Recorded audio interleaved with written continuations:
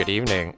It is the Rocker Skating Podcast on Wednesday. That means we got a preview for you, and it's Finlandia Trophy this week. It is our last Grand Prix of the season. Michelle, it's been very fast.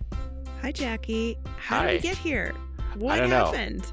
know. You got home safely, thank goodness. I did. Safer than you. I know. At least I went home at a reasonable hour where there was sun in the sky, a little bit, you know. I'm very happy I'm not podcasting in the car right now, so that was an adventure. Good. It's a good little studio. All right. Well, we talked about this for the last few weeks. I mean, it's been a lot of build-up to Finlandia Trophy because most of these fields are incredibly deep. And Michelle and I are just chatting before we came on about how, like, you just don't expect the types of teams or skaters or pairs to potentially be in the bottom half that we're likely going to get because of just like how deep these fields are. And it's one, let's hope that the deep fields are going to give us some good skating. And two, after a couple of weeks of sort of mediocre overall competitions, I think we're going to get a lot of fireworks this week. What do you think? Yeah.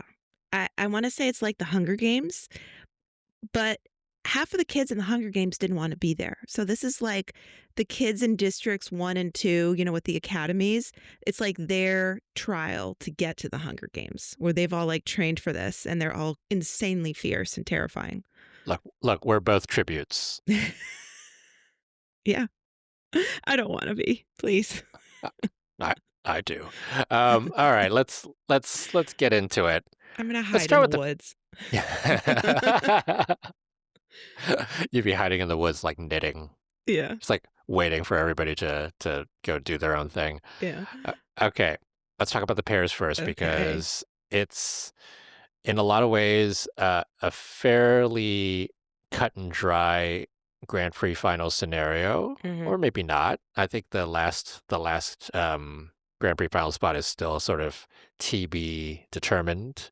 But by the way, if you are interested in our Grand Prix final scenarios, go back to our podcast yesterday where I spent 25 minutes nerding out on numbers and scenarios so that you can know what's going on this week. It's pairs and men are easy. Dance and women are the crazy ones. So, all right, let's talk about pairs. Hassevolden are here. Yeah. And, you know, Hassevolden had a bit of a weird season so far. I think a strong free skate would do a lot for them right now. Totally. I think they need to like kind of turn the momentum around.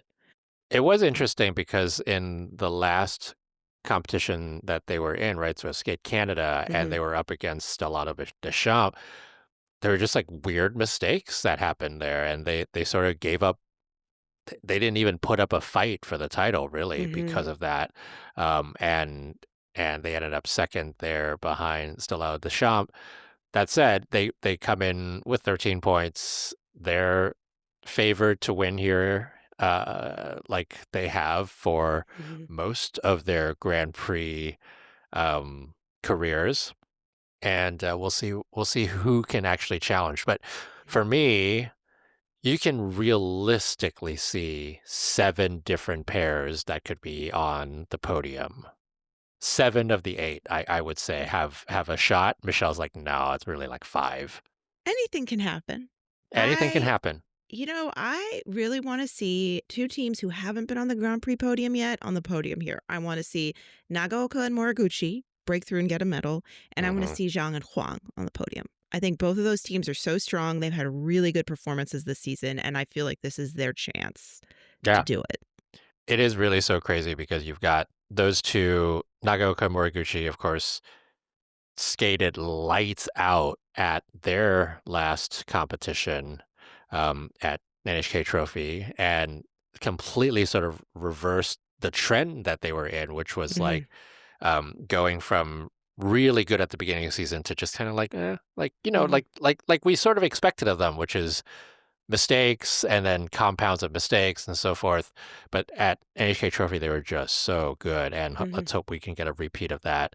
Um, Zhang and Huang have been very consistent, and this is one of those places where, like, hey, if they can put up a good score here, the Chinese Federation has something to think about with regards to them versus Sui and Han at Chinese nationals. Now, this competition won't count for anything for them, but it will, for me, I think it will count for them in terms of like confidence and swagger going into Chinese nationals, because against Sui and Han, you're going to need everything under the sun.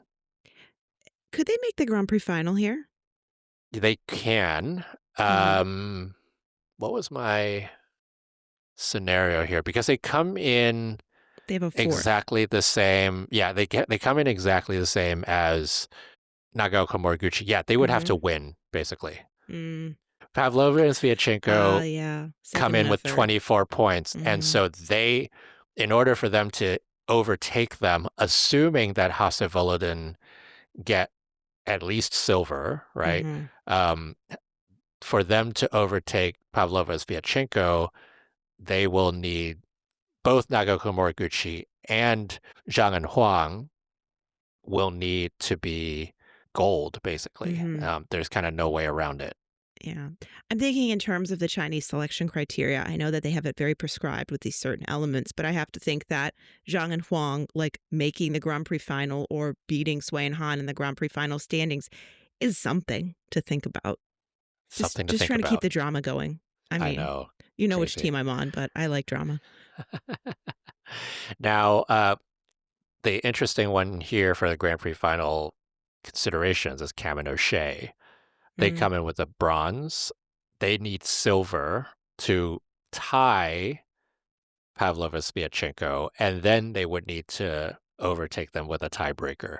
For me, mm. Pavlova Sviatchenko is still the favorites to get into the final, and Oh, yeah. so are Tase Volodin. So I think that's probably what's going to happen. And Mhm, then, if Cam and O'Shea do get silver, they're up there.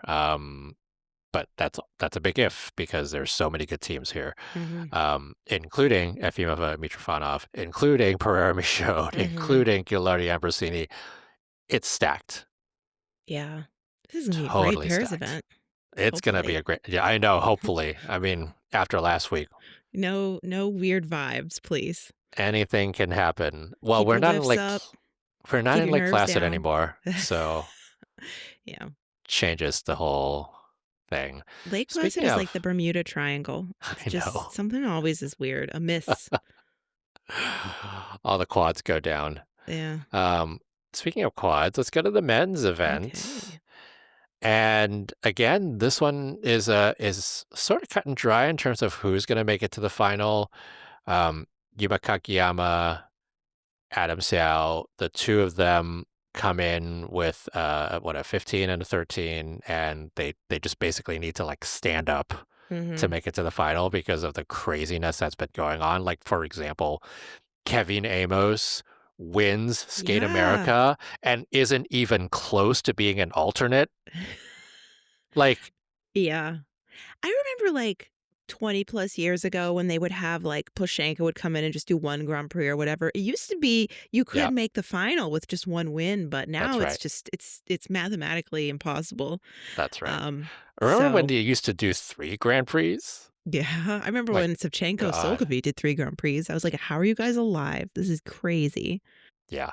So so Yuma, Adam, they're the two favorites for likely gold and silver. Again, Mhm. we know how Adam Seow can go, Mhm. and given this field, I think he's fairly safe, hopefully. Jason Brown, however, that's an intrigue because he Mm. needs silver to get into the Grand Prix final. If he doesn't get silver, he has no chance. Um, We're gonna have a wild men's event if Jason yeah, Brown oh, is 2nd here. I mean, agreed. I mean, he was not even really getting all of his triples out in Lake Placid. I Um, mean, what's interesting about that, right, is, if last week was some sort of like re-entering of competition for Mhm. Jason Brown after a month and a half, and it's like a warm-up for him. And this week Mhm. he skates two flawless programs. He can get up there, but Mhm. agreed. He didn't look like he was ready for a Grand Prix medal. Mhm.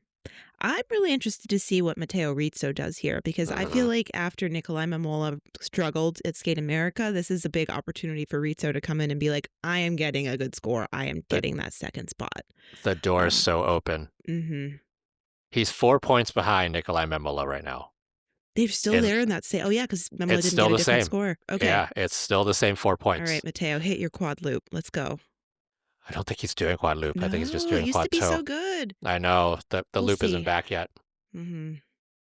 Yeah, I mean Sota And we Yamamoto is here. have another Canadian man showdown. Yep, Steven Gogolev Mhm. versus Roman Have Sadowski. they either one of them competed without the other yet this season? I don't think they have. I don't think so either. I think you're Yeah. right. It's like 2 for 1 Neville deal on the Canadian boys. Yeah. Yep, they have been in every single thing together. When we were like in Lake Placid, I was looking through the past Skate America medalists, and I realized all the times that Roman Sadovsky has competed at Skate America, I've never pointed out that his coach Tracy was second there in 1985. Wow. I saw her name. I was like, wait, I missed this. Next year, next year we'll get her. Next year. Maybe she'll do a Deanna Stellato comeback. No, well, Um, hopefully Roman's at Skate America next year because we know he's not retiring. Yeah. um, and I'm very excited to see Jimmy Moss free skate again. So that's kind Yes. of that's the men. How is Denise Vasilyevs? Does he have a coach yet? Nope, not that we know of. There was something about him taking a train to Finland yesterday. Okay. I don't expect Dennis to be too much more settled than he was at his previous Grand Prix. So, Mhm. but we never know what he's gonna put down because he's always a little bit inconsistent either way. So, Mhm. all right, let's get to the women. Ooh, this one. Oh, This is I'm stacked. speechless. I'm speechless as to how stacked this is. Crazy. 6 of them could be on the podium. Yeah. I mean, Laureen Shield had an awesome I Grand Prix France, I so you I never was know. about to say, yep, 6.5, 7. Yeah. I mean, Maddie Skeezes, if she can put it down, she could also be like in contention somehow. But you know, I think in order to get into the top 4 here, you got to score over 200 points. Yeah. You know what? We still have an outstanding 12th entry that's not on the ISU That is list. correct, and Sofia Samodelkina. that is Samudelkina. I don't know if she's got her visa. Read that they were working on it, but It is Wednesday night, and we're starting practices tomorrow. So mhm. it's gonna be tough. I mean, unless we get a Hail Mary tomorrow with the visa, I don't think we're Mhm. seeing Samudelkina here. If she comes in, that would be another one because Mhm. she's also scored over 200 points this season. I mean, Mhm. just for the skating depth, Mhm. we should give her a visa. Yeah, so Mone Chiba and Amber Glenn are the two who come in with wins, and they basically, a podium finish will get them in. Fourth place should also get them in. Mhm. There are weird scenarios, I think, where they don't get in with a fourth place, I think. But they are weird Mhm. scenarios that won't actually happen. In fact, I actually don't think that's going to happen at all. And then Rion Sumiyoshi comes in with a third. Luna Hendricks comes in with a third. So they're fighting. If they win it, they go into the Grand Prix final. If they get um, silver, then they're fighting with Rinka Watanabe and will need a tiebreak. So all of that stuff happens. Um, Rino Matsuike, Brady Tennell, both have gotten Grand Prix medals before. They're kind of they're wild Mhm. cards in a lot of ways, and for them, it's about the under rotations more than for the other 4. Rion Sumiyoshi has the highest free skate score of the women at this event. So she could maybe have I don't know, breakout here and Yep, pull away from the other two. That would be quite an interesting upset it and would be. really would give her some momentum going into Japanese nationals. I mean, the Japanese nationals field is going to be so nuts.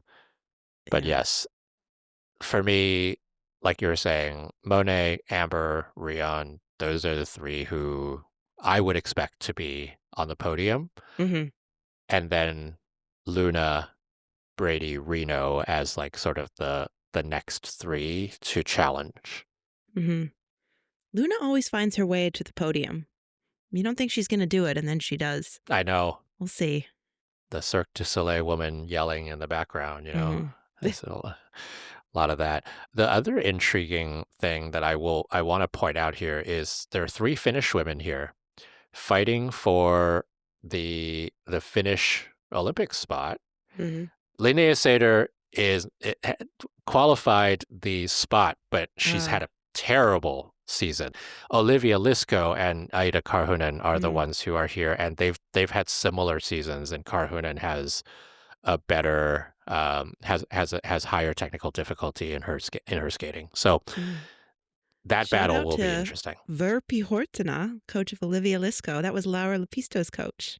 Lara Lepisco, I Yeah. love Lara Lepisto. Yeah. Hi, all right, let's go to the dance and oh boy, is this going to be a field. Crazy. This is one of the deepest Grand Prix dance fields I have ever seen. This is like worlds. Yeah. We just need Maddie and Evan. I mean, you look at this list and every one of these teams could finish in the top 15 at Worlds Mhm. Easily. at their peak. Yeah. The Shibutanis looked out with a pretty easy first dance assignment, and their second one is brutal. Is the hardest one out of all of Yeah. them. Yep. Yeah. Yep. That said, I think it's pretty clear who's going to win here, and that would be Laurence Fournier-Baudry and Guillaume Cizeron. Probably runaway win, as long as they don't fall in the rhythm dance again. Right. Yeah. I think the question is how much Gilles and Poirier have had now 3 weeks to tinker, to practice, Mhm. to take feedback, all of that kind of stuff.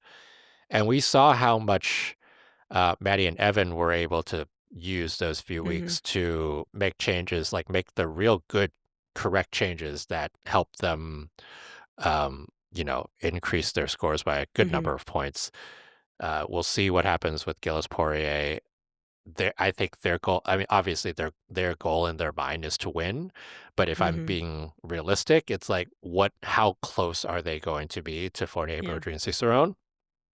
Yeah. And that will be the thing that um, is an indicator of a lot of things for the rest of the season. Mhm. Yeah. Bronze, though, Yeah. I This is really intriguing because I mean, on paper, I would say Smart D could probably have it locked up, but Zingis Kolesnik had some big scores in China, so I think they're very much in the mix for that, and I think Davis and Smolkin would like to also be in the mix for that. exactly, exactly. I mean, Davis Smokin, Smart Deke have been like without the crazy Trioletti Trophy Mhm. score for Davis Smokin, low 190s, mid 190s for the two of them, and then Zynga's Kolesnik at what Cup of China had Mhm. that 202. Yeah. So on paper, coming in, if you're just looking at scores versus scores, they are a good like 5 or 6 points ahead. Mhm.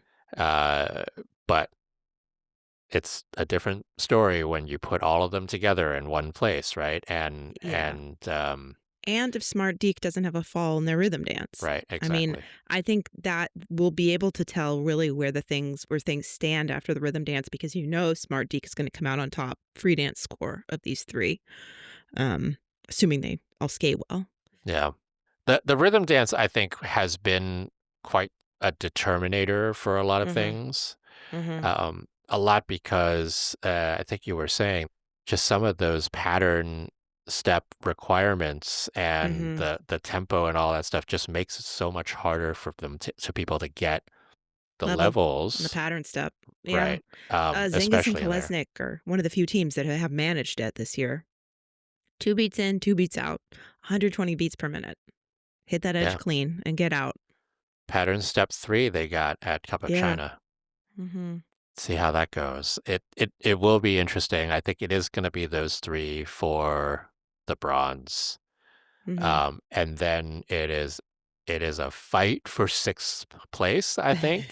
Yeah. Um, the Tashlers, the Browns, the Shibutanis, Yeah. three sibling pairs, That is so bizarre. Okay. right? Three sibling pairs, and then if they hit their stuff, Orihara Pirinen could sneak in there, but I think it's probably the siblings They need to have a fight for little bit sixth.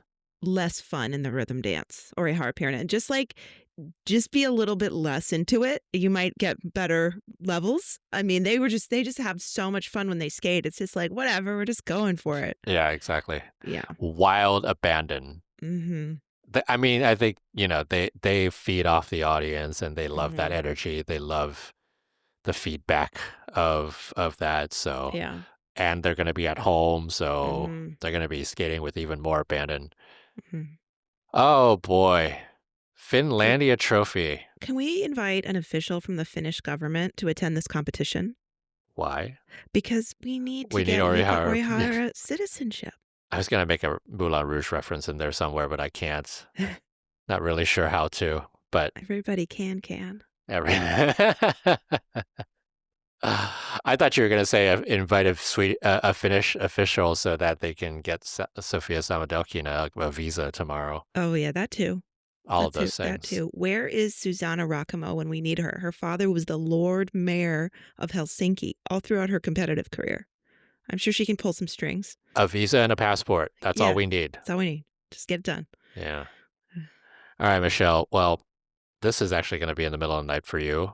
It early in the morning. Early in the morning. We have another 2-day turnaround here, so Right. 4 events per day. Very quick. Mhm. And just like that, we're going to get the Grand Prix final results for who's going to make it to Nagoya in 2 weeks. So Mhm. stay tuned for that because I will be ready to tell you who makes it right away. I'm ready for it. Let's go. Can I put you on the spot and do Please. a puzzle? What needs to happen for Isabeau Levito to make the Grand Prix final? Oh boy. I think a lot of things need to happen. Because I And saw Justin from U.S. Figure Skating at Skate America, and he rattled it off to me so fast, and my eyes went like cross-eyed immediately. I was like, "Oh, wait, oh, gone." okay. So Isabeau right now is fifth with 22 points with the silver and a fourth place. And it would require basically she can only be beaten by one person. So it would require Mone Chiba or Amber Glenn to finish below fifth. Because if they finish fifth, they get 7 points and they beat Isabeau's score with the 22. So we So will see her a golden spin. yeah, exactly. They're like the chances of Isabeau getting in is so low Okay. that I just don't think it's even like I can give you a scenario and it's like Ada Karhunen and Olivia Lisko being on the podium, like that kind of scenario. So it's likely we're going to have 4 Japanese women, 2 American women at the Grand Prix final. That is the trend right now, correct? Cool. All right. And if Luna Hendricks gets in there for the silver and a big score, Mm-hmm. she can be in there. Mm. Same with Ryon Sumiyoshi. So it's either going to be 4 Japanese women and 2 American women, or 3 Japanese women, 2 American women, and a Belgian. I think that like those are probably the two likeliest scenarios, and the Belgian scenario is very unlikely. Yeah. Well, we'll see. Yeah, Luna we'll always see. finds a way. I know you said, and we're gonna talk about this on Sunday, and you're gonna be like, "See what I tell you." Mm-hmm. Yeah, I think her skating is pretty hard to resist, like GOE wise, when she does it well in person. But She's got to have a strong short program, which she has not had this season quite yet. So it's time, Luna, for the Luna Eclipse. Okay, let us get some rest for the 2-day extravaganza that is Finlandia Trophy. Michelle, we will be texting soon, and get ready for an exciting Finlandia Trophy, the last Grand Prix of the season, and that also means we are full steam ahead to the ISU championship season and national championship season and the ISU championship season. So it's so close. So close. Well, for Michelle Ellis, it's Jackie Wong of RockerSkating.com. We'll talk to you again soon. Bye. Bye.